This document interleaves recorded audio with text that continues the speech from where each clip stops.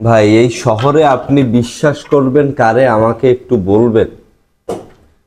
যে সরকার আসবে বিটিভি তার কথা বলবে, ফলন ভালো, ও ফলন ভালো, এ ভালো কাজ করছে, মানে এ ভালো কাজ করছে বলে সরকারের কথাই বলবে, আর কারো কথা বলবে না।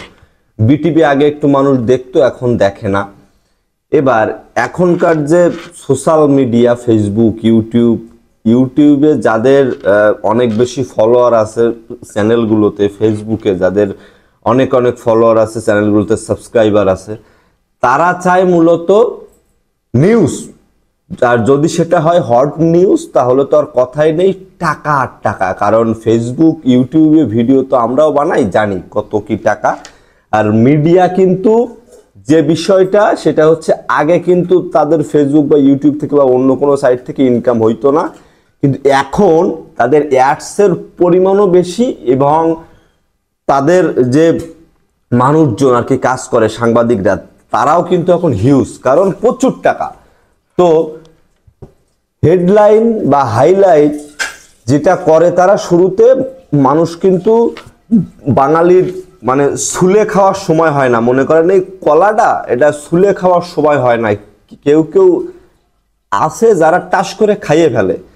তো এই জিনিসটাও ঠিক তাই, যে খবরের ওই যে কভার দেখার সাথে সাথে মানুষ কিন্তু সেইটারে শেয়ার করে দেয়, সেইটা নিয়ে হাসাহাসি রোস্টিং শুরু করে দেয়। কেউ খুলে দেখে না যে আসল খবরটা কি। মেট্রো রেলের এই বিষয়টাও সেম হয়েছে। একটা জিনিস ভাবেন, 6 মাসে যে ইনকাম করা যায়নি সেটা এই কয় দিনে হয়ে গেছে। তাহলে এটা কেমনে সম্ভব আপনি বলেন? যতই মানুষ চুরি করুক না কেন, আওয়ামী লীগ সরকার খারাপ, এটা আমরা সবাই জানি, চুরি করুক না কেন, তারপরে এই এত আকপাস কেমনে হয়? মূল কথাটা হচ্ছে ট্রেন লাইন বাড়ানো হয়েছে, সেজন্যই আজ মানে এখন টাকাটা বেশি উঠতেছে।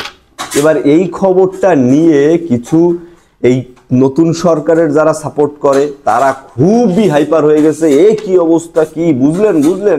এবার যারা এই ওল্ড সরকারের সাথে ছিল তারাও কিন্তু ভাবতেছিল যে কিভাবে খাওয়া খাইছে, কারণ সব নেতাকর্মীরা কিন্তু খাইতে পারে না, অন্য অন্য এলাকায় যারা থাকে তারা কিন্তু খাইতে পারে না, তবে যারা খুব কাছের নেতাকর্মী তারা কিন্তু হেভি খাওয়া খায়। এইভাবেই কিন্তু দলের ভিতরে একটা খারাপ সিচুয়েশন সৃষ্টি হয়, সবাই যে যার মতো চলতে চেষ্টা করে বা দল ছেড়ে চলে যায়।